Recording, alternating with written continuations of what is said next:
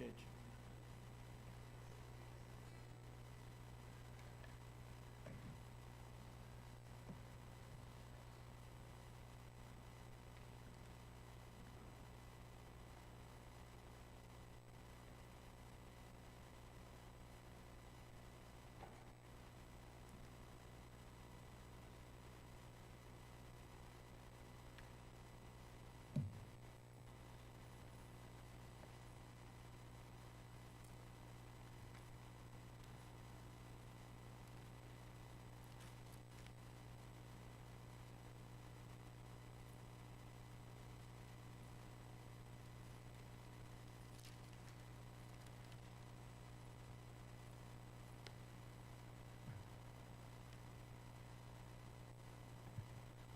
Good morning, everyone.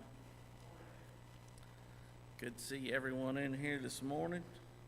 I just realized I was talking to Brother Rick right there just a second before service, and he was talking about, sometimes you show up somewhere and you think Sunday school class is supposed to be one place and it's in another.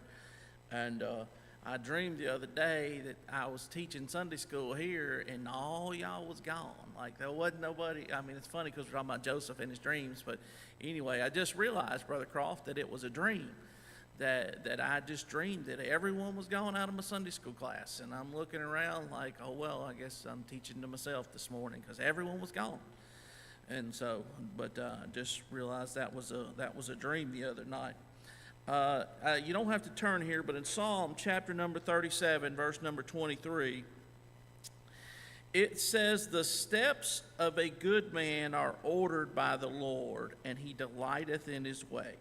So I want us, for those of you who've been in Sunday school the last few weeks, y'all know where we're at. We've been teaching through Genesis chapter number 37. We've been teaching on Joseph, and we started in Genesis chapter number 37, and we've been there the last few weeks. And I got to thinking about Joseph's life, and then not only Joseph's life, Cody, but I just got to thinking about just life in general. Just life in general of how many decisions, you want to make right decisions. But a lot of times in life, Brother Wayne, you just mentioned something about it just a second ago, talking about those people that wrote the songs. I know Brother Wayne, a lot of times when I come in, he's reading the hymn book.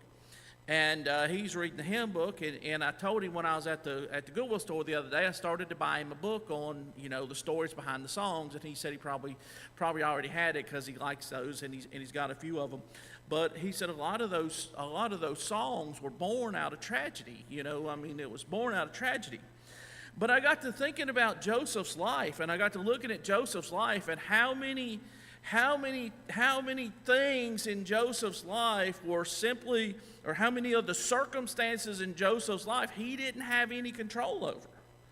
He didn't have any control over. Cody, if you're I'd say most of us men in here, we like to be in control. You can usually tell who likes to be in control in the family by who drives the car the most. When the family's together, who's driving the car? They're the ones that like to be in control. But anyway, I got to think about all the circumstances in Joseph's life that he didn't have any control over, Gabe. He didn't have any control over. The only thing he had control over was his reaction. That's the only thing he had control over, was his reaction to the circumstances that he found himself in. That's what he had control over, Brother Croft. He didn't have control over all these, and I even thought about Job, how that God put Job through what God put Job through, and all Job had control over was his reaction, Cody. That's all he had, he couldn't change anything. God had the conversation with the devil and said, "Hey, have you considered my servant Job?"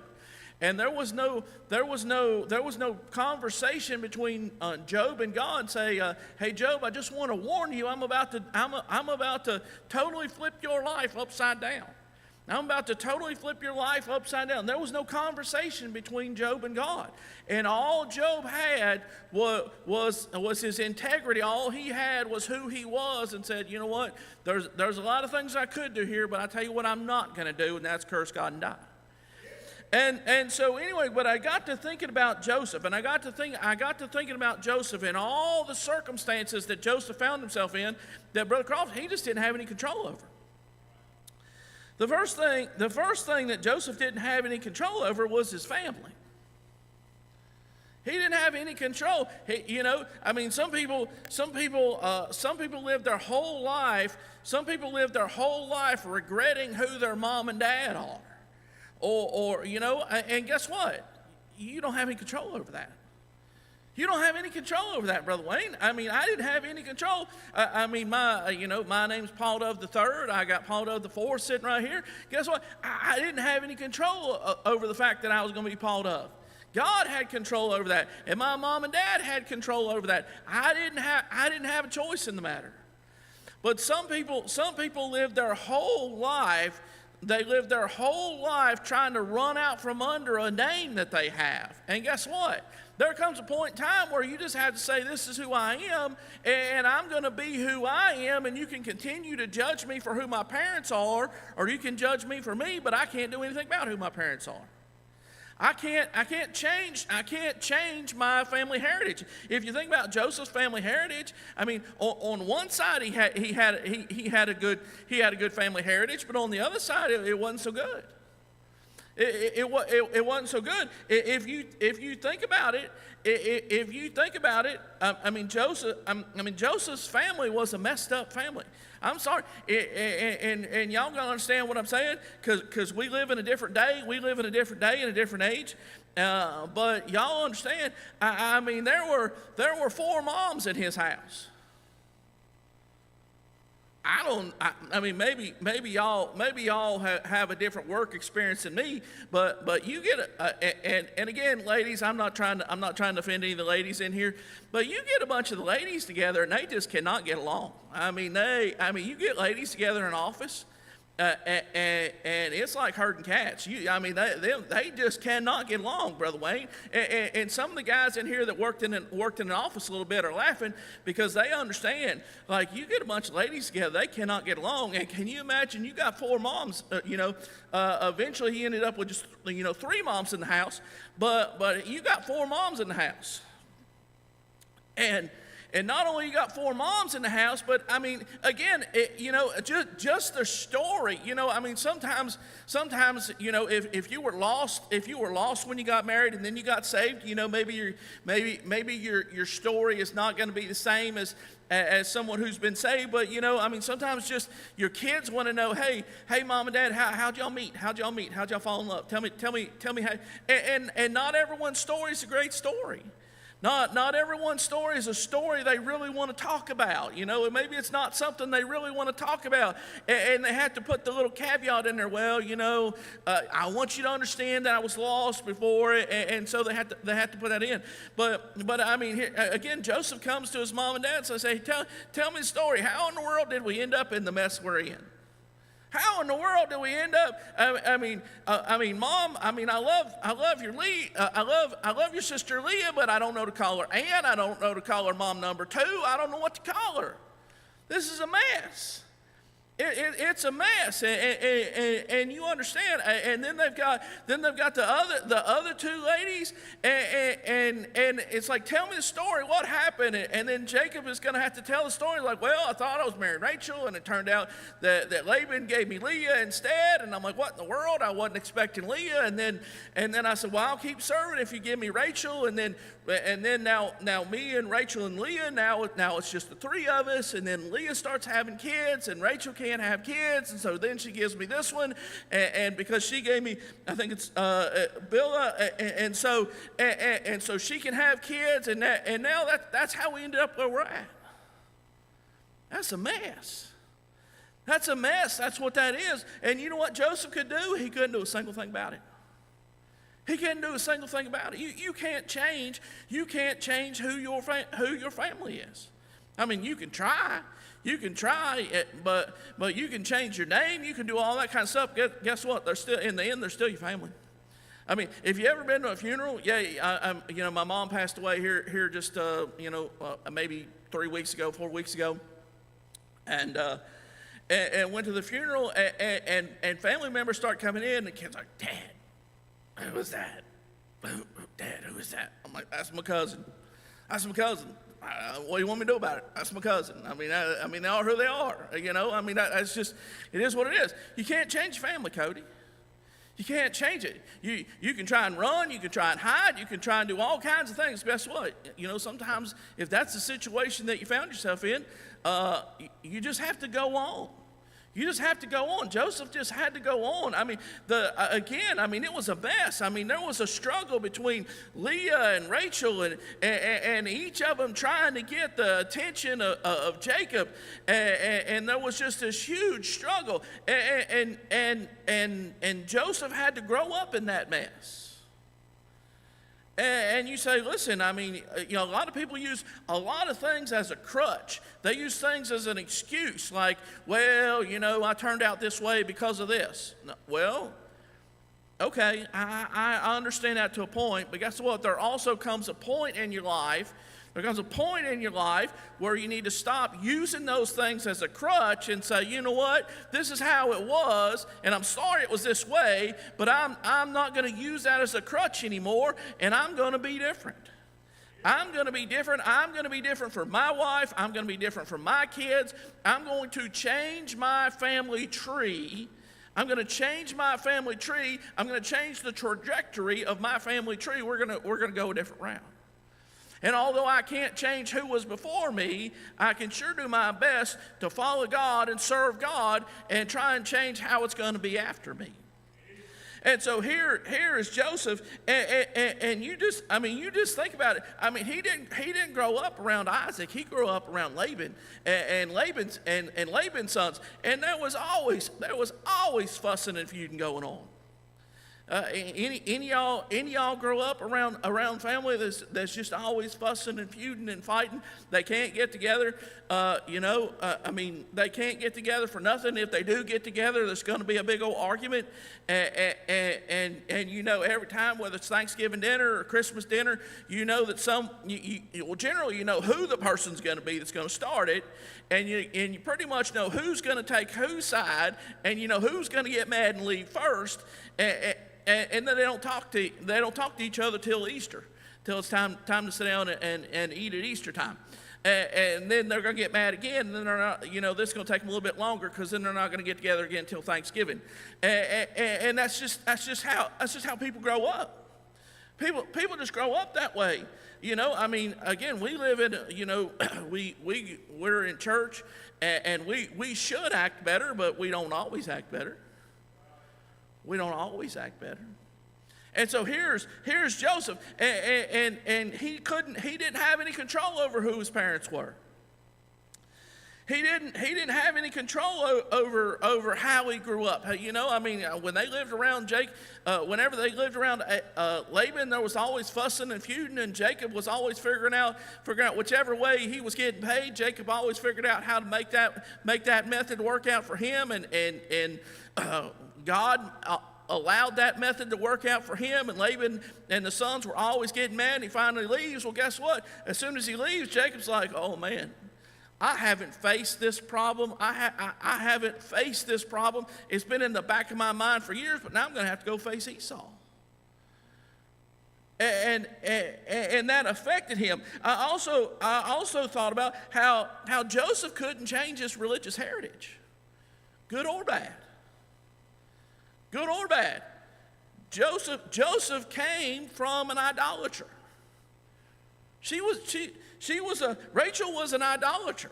We know that from Genesis chapter number 31. In Genesis chapter number 31, in verse number 30, in Genesis 31, verse number 30 says, and now though thou wouldest needs be gone, because thou sore longest after thy father's house, yet wherefore hast thou stolen my gods?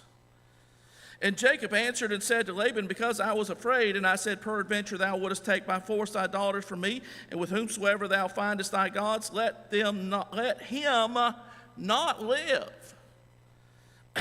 Therefore, our brethren, discern thou what is thine with me, and take it to thee. For Jacob knew not that Rachel had stolen them.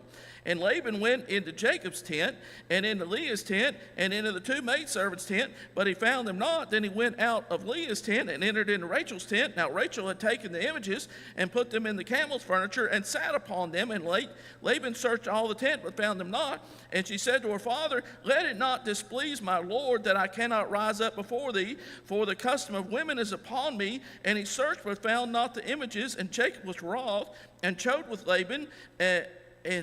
And Jacob answered and said to Laban, what is my trespass? What is my sin that thou hast hotly pursued after me? And so here you see that Joseph's mother was an idolater, and she had an opportunity to get out of it, and instead of leaving it there, she brought it with her. And so you're also going to see in, I believe it's chapter number in chapter number 35, it says, and God said unto Jacob, arise, go up to Bethel, and dwell there, and make there an altar unto God that appeared unto thee, where thou fleddest from the face of Esau thy brother. Then Jacob said unto his household, and to all that were with him, put away the strange gods that are among you, and be clean, and change your garments. Now this is after God has changed his name. This is after he wrestled with that angel and God touched his thigh. This is after that, Cody, and he still had strange gods in his house. And so Joseph's heritage on one side was a heritage coming from a bunch of idolaters.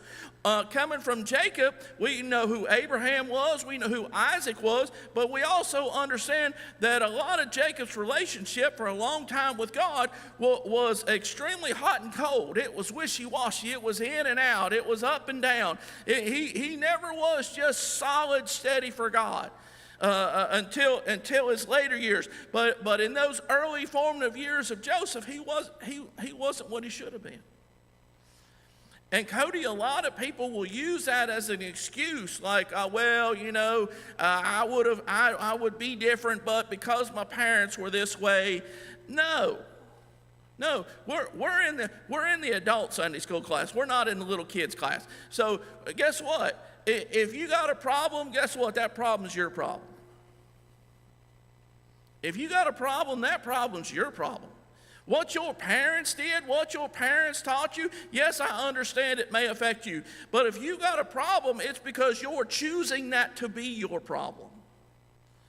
You can make a choice to get out of that. Joseph had a choice. Brother Wayne, he could have been an idolater.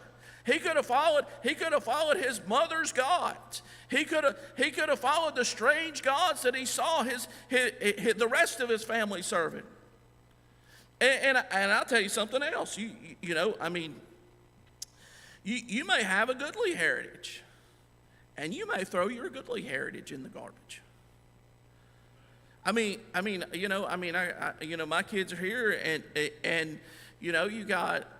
It doesn't matter. Luke's sitting in here, and it's good to say, "Hey, I'm brother Randy Sutherland's son." It's good to say, I'm Brother Wayne Henderson's grandson. I think Brianna's upstairs. I'm Brother Sammy Allen's granddaughter. You can say all that, but you know what it means? It don't mean a thing if you don't do something with it. If you're not doing anything with it, if you're just using that as look, there's some religious people. I'm going to tell someone that I'm Brother Wayne Henderson's grandchild. Well, I wonder how many times he blushes in heaven because people say I'm Brother Wayne Henderson's grandchild. I wonder how many times Brother Sammy blushes in heaven because someone says I'm Brother Sammy Allen's. And you say you shouldn't say that. Well, guess what? I mean, a lot of people use that as their crutch in the wrong direction, Cody. Not hey, the reason I'm bad is because of this. No, you should accept me because of who my grandparents were. Guess what? Joseph needed to find the same God that Jacob needed to find. And Joseph needed to find the same God that Isaac had. And Joseph needed to find the same God that his great-granddad Abraham had. Joseph needed to find God for himself. And we can make all kinds of excuses. We can say this, we can say that, we can say I'm so-and-so, I go to Concord Baptist Church. Just because we go to Concord Baptist Church doesn't make it spiritual. Just because we go to Concord Baptist Church doesn't make it spiritual. And if all you ever do is come in here and sit on a pew, you're not spiritual. I mean, it's good for you to come in here and sit on a pew, but you're not spiritual. And so Joseph couldn't change his religious heritage. It was what it was.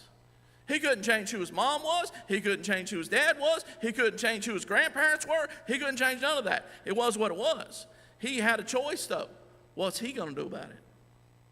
He couldn't change the fact. He couldn't change the fact that his mom's nurse died. I mean, you think how God lined that out. His mom's nurse died while she was pregnant, and next thing you know, his mom died in childbearing.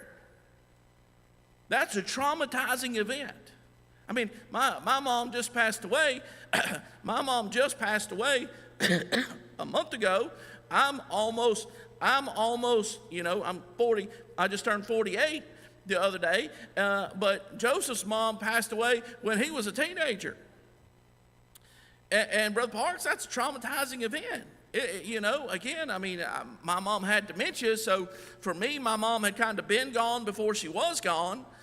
For a while, but understand, I mean, it's a traumatizing event for your mom to pass away, especially for a teenager, for his mom to pass away.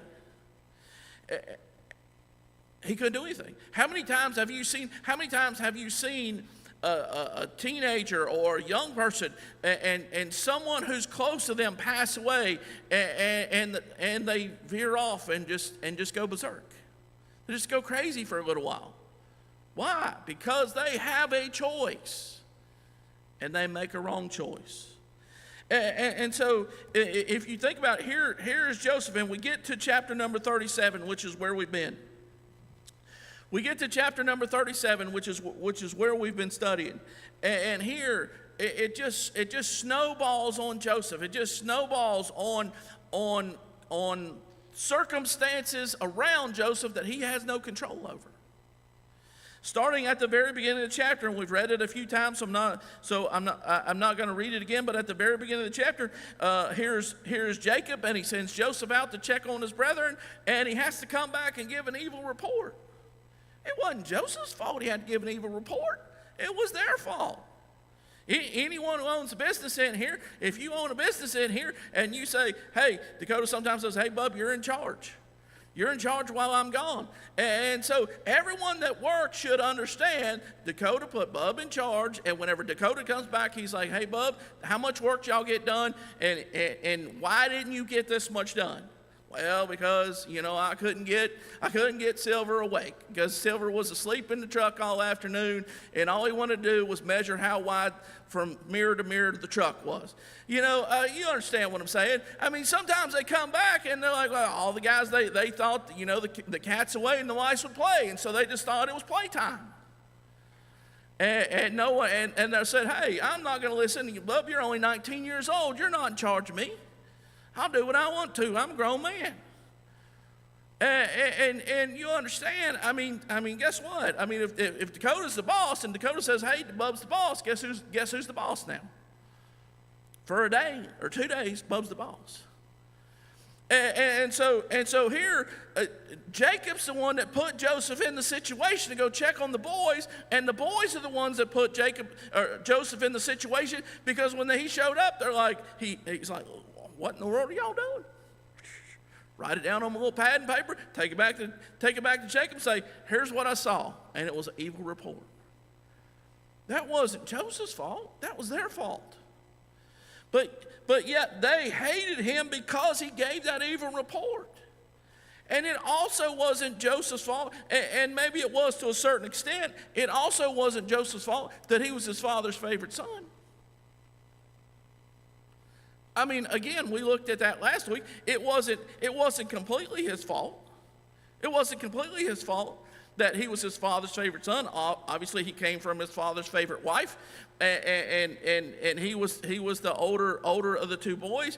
But because of how he acted, And it's funny, I told y'all about work, and when I first started at work, I worked with this guy, and he was a good guy, but he just thought because you were there longer, you were due the promotions. It wasn't how much he tried to learn. It wasn't how much he put forth in the job. It wasn't any of that. It was just I was here a week before you, so I should be the one up for all the promotions. And it didn't work that way. And me and him lost. He quit being my friend over it. And so, and it was sad to me, but it wasn't nothing, wasn't nothing I could do about it because I was trying to learn. I was trying to excel. I was trying to do as much as I could. And so, but anyway, it wasn't Joseph's fault that he was his father's favorite son. It wasn't Joseph's fault that his father said, you know what? Not only are my favorite son, but I'm going to make you this coat so that everyone sees this coat. Every time they look at you, they're going to look at you and look at that coat and say, I tell you what, there he is again. There he is again. There he is again with that coat. There he is again with that coat. He's got that coat on again. He's wearing that coat around, and he's just showing out that he's the father's favorite. That wasn't what he did at all, Brother Parks. If your father makes you a coat and he wants you to wear it, guess what you're going to do? You're going to wear it. And so he's wearing that coat, and it says, I believe the Bible says that they hated him. Yeah, in verse number 5, it says in verse number 5, after he dreamed his dream, it says that they hated him yet the more. Guess who gave him the dream? God gave him the dream. God gave him both dreams. God gave him both dreams, Chris, and God gave him those dreams, and he had those dreams, and that wasn't Joseph's fault. You know, we all talk about had bad dreams because we ate pizza late at night or whatever. That's not what happened here. God gave Joseph those dreams. And again, if you want to fault Joseph for something, maybe not reading the room properly and coming out and saying, hey, boys, I want y'all to know you ain't going to believe what I just dreamed. Maybe if you want to fault him for something, Jake, maybe not reading the room, because them boys sure wasn't going to be excited when he said, hey, I want y'all to know that I saw this dream and y'all all bowed down to me. They weren't going to be excited. Even his father wasn't excited when he's like, wait a second, your father and your mother, we're going to bow down. We know his mom had already passed away, but your father and your mother, we're going to bow down to you too. But then after that, Jacob's like, even Jacob's like, wait a second. Maybe there was something to that dream. And then the boys, and I know I'm skipping through, I'm not reading, but y'all know the story. And so now the boys are down. They're supposed to be in Shechem. They're not in Shechem. They're in Dothan. They're not doing what they're supposed to. They're not where they're supposed to be. And Jacob says, hey, I need you to go check on them and just tell me, is everything going well with them? Let me know what's going on. And it wasn't Joseph's fault that they'd all been standing around in a crowd talking and saying, I tell you what, I can't stand that Joseph. I can't stand that Joseph. Every time I see that Joseph, I just get so mad. Do you remember the time he told on me for this? Do you remember the time we were down there and he showed up unexpected? Again, if you're on a job and you're doing what you're supposed to, if the boss rolls on the job, it don't bother you a bit. But if you're on a job and you're just lazing around because the boss ain't around, and the boss rolls up and you're like, oh man, we're in trouble now. Guess what? If you was doing what you're supposed to, that wouldn't have been a problem. But those boys, they were not mad at themselves. They were mad at Joseph because he told. And every one of them was sitting around and they had this story. And I think a lot of times that kind of stuff, again, back to my snowball reference, a lot of times that stuff kind of snowballs. I think if just one or two of them, they wouldn't have been mad enough. But now they all got to telling stories. And every one of them had a story where, a reason why they were mad at Joseph. And next thing you know, here comes Joseph. And they look at him and they're like, oh man, here comes that dreamer. Here comes that dreamer, and they're like, yeah, you remember? And they're all mad about that dream. We're not bow down to him. We're not bowing down to him. He's the last person I'd bow down to. Not bowing down to him. And they're like, oh, here comes that dreamer. We're going to see, we'll kill him and see what happens to his dreams now. And again, this is a circumstance he had no control over. He didn't have any control over it. And so here he comes, and he comes down there, and they're like, we're going to kill him. And Reuben talks him out of it. Reuben says, whoa, wait a second, boys. Let's think about this for a minute here. Let's just throw him in the pit, and let's think about this for a second. And Reuben's intentions were good, which, I mean, again, Reuben's intentions needed to be good because he was already in the outs with Jacob for what he'd done in the previous chapter. And so he's trying to figure out a way to get himself back in with his dad after what he did to Jacob in the previous chapter. And so here Reuben tries to save him, but then without him knowing, here comes the Midianites down. Sometimes they're called Midianites, sometimes Ishmaelites. But anyway, here they come down, and Judah's like, I tell you what, let's just sell him. Let's not kill him. It's not going to do us any good. It's not going to do us any good to kill him. Let's just sell him.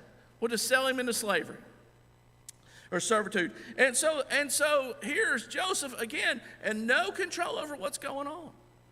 No control over what's going on in his life. And he gets sold into slavery. He gets sold into that bondage. and then those boys, not only do they sell him into slavery, but they take his coat.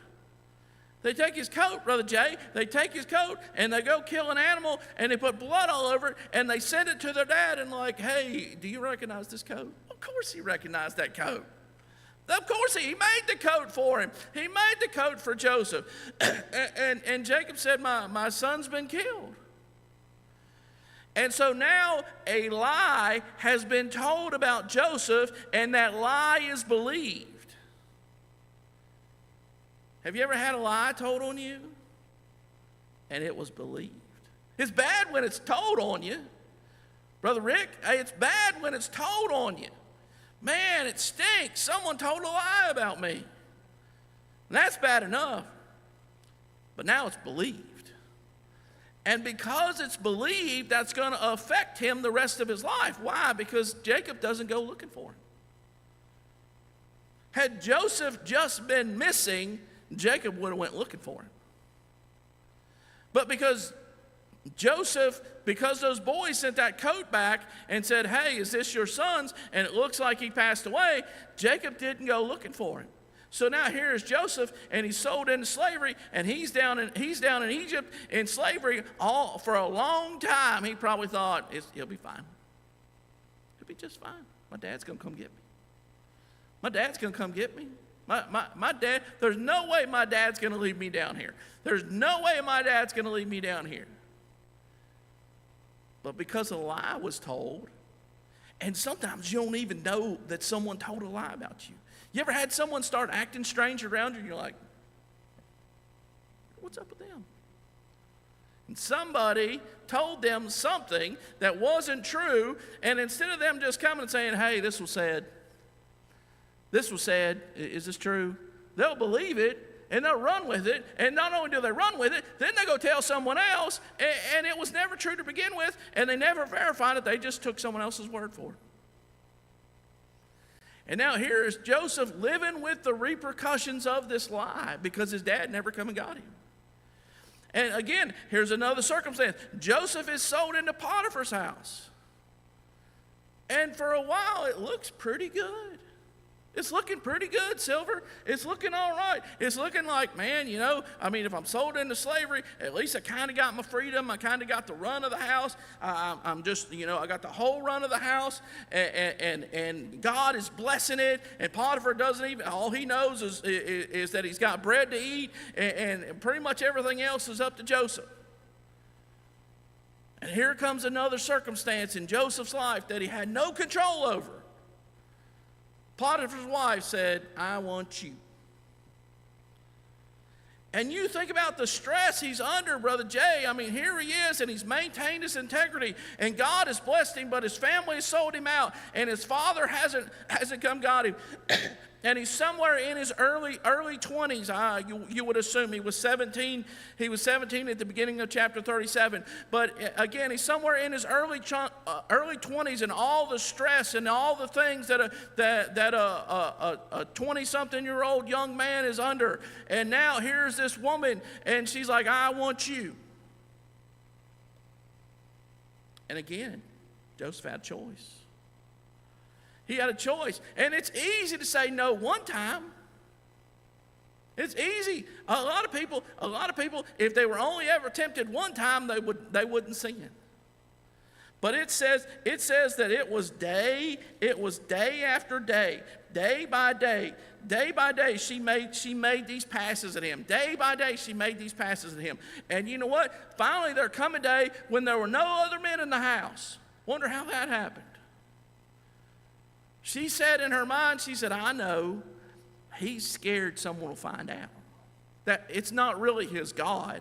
It's not really his God that he's concerned about. It's not really his God. He's scared someone will find out. So if I get all the men out of the house and it's just me and him.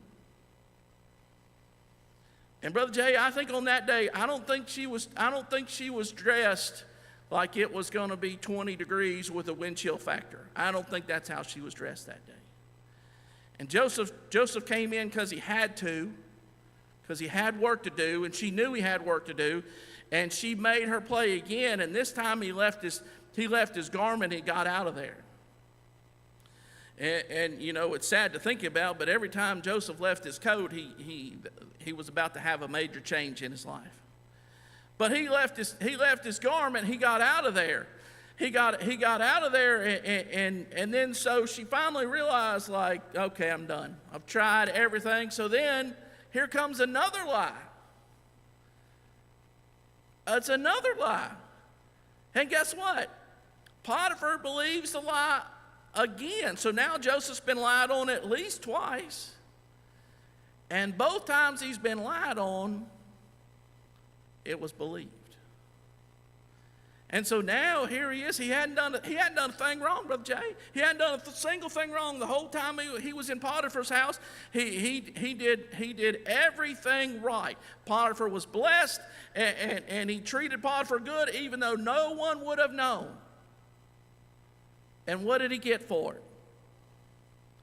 He got sent to prison. And there are a lot of people that get frustrated because they've done right and done right and done right. And again, back to the verse I read at the beginning, guess what? The steps of a good man are ordered by the Lord. And we look at that verse and say, oh, like everything, I'm just going to be blessed and blessed and blessed and blessed and blessed, and that's how it's going to be. And just like Joseph dreamed a dream, no doubt when he dreamed that dream, he didn't think, Brother Jay, that all the heartache he was going to have to deal with for 20 plus years before that dream came to pass. And a lot of times we sit down and we write out, I'm going to be, I'm going to be this and I'm going to be that, and God has called me to this and God showed me that, and it doesn't turn out that way. And guess what? It's okay. Because the steps of a good man are ordered by the Lord. And everything doesn't have to work out just perfect in your mind. Again, Joseph wouldn't have drawn it up this way. He would not have drawn it up this way, but that's how God drew it up. And so now he's in prison, and I'm skipping through because I'm trying to get it all in today. But now he's in prison, and now he's seemingly blessed in prison. He's seemingly blessed in prison, and now he's down in prison, and things are going well. But I mean, how well can things be going in prison? I'm sorry, how well can they go? And now the butler and the baker, they dream a dream, and he interprets the dream for them, and the man over the prison loved him. I mean, again, every time they had a prison inspection, they come down and said, Pharaoh said we're doing a prison inspection, and the man over the prison's like, check away. This is the cleanest this prison's ever been. This is the best run. The people in here are the happiest they've ever been. Everything looked good, Brother Jay. And it's all because of Joseph. And yet he's still in prison. And so he interprets the dream, and he says, hey, I just got one request. I just got one request. Just remember me. Just remember me. That's all I ask for. And it's two full. God lets the butler come back, be restored, and he allows him to be 2 more years in the prison before Pharaoh dreams a dream. 2 more years.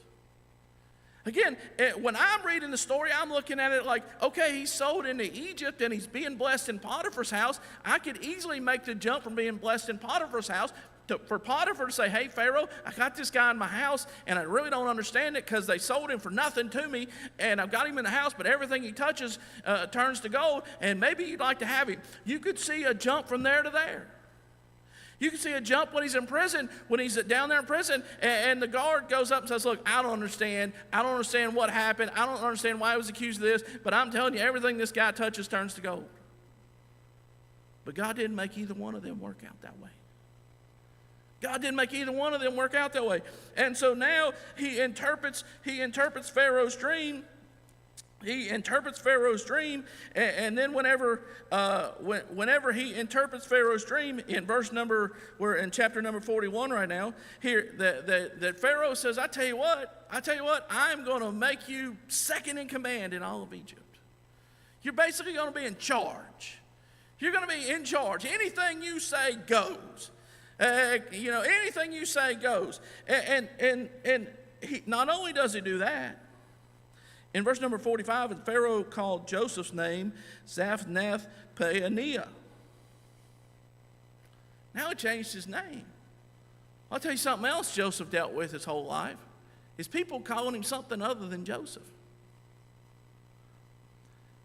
He was daddy's boy. He was a dreamer. He was Potiphar's servant. He was prisoner 24611. And now he's Zaphnath-Paaneah. Easy for me to say. But you understand, hey, all he wanted to be was Joseph, Brother Parks. All he wanted to be was Jacob's son.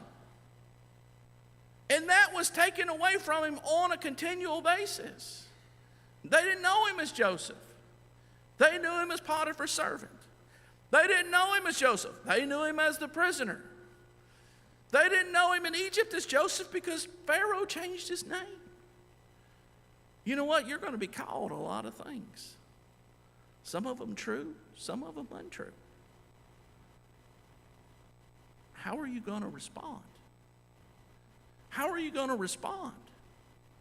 When someone calls you something and you're like, hey, that's not my name. It's not my name. And for those of you unmarried in here, it appears to me that Joseph didn't have a choice of who he married. It appears to me, Brother Parks, that Pharaoh said, I tell you what, boy, how old are you? You're in your 30s? Yeah. You're going to be second in command? I think you need a wife. And I got just the girl for you. Anyone in here want to raise their hand and be like, that's how I want it to be? Any of you unmarried? Silver, you want Pharaoh to choose your wife for you? Joseph? Ben? Bub? I don't see where he had a choice. Pharaoh said, hey, I got this girl, and she's a good girl. She's a pagan as well. She don't observe the same God that you do. But you know what? You're going to marry her. And you know what Joseph couldn't say, Brother Wayne? He couldn't say no. He done been 13 years between servitude and prison, and he just got out. And you know who he didn't want to make mad? Pharaoh. So you know what he did? He said, I hope she's beautiful. What else you going to say? I hope she's beautiful. I hope she's got all her teeth. You understand? I mean, what's he going to do? It's another circumstance that God put Joseph through, and all he could do was deal with it. And time after time after time. And again, so now we're talking 7 years later, 8 years later, so it's past 7, so 8 years later, 9 years later, eventually Jacob says, hey boys, we're starving to death up here. I hear there's bread and I hear there's corn in Egypt. And Joseph has another choice. Those boys show up and they don't know him, but he knows them. And he has another choice. He can choose bitterness. It's had 20 years to grow. He can choose resentment. He can choose hatred. He can choose all those things, and a lot of us would look and say, justified. Yep, them boys deserved it. But he looked at them boys and loved them boys and was so happy to see them boys that sold him into bondage that he showed grace where grace wasn't deserved. He showed mercy where mercy wasn't deserved. Because Joseph had a choice. And all you can do throughout your whole life, whatever steps of a good man are ordered by the Lord, whatever steps are ordered in your life, you say, well, it didn't work out the way I had it planned. Probably true. But did it work out how God had it planned? And how did you deal with it? Thank you.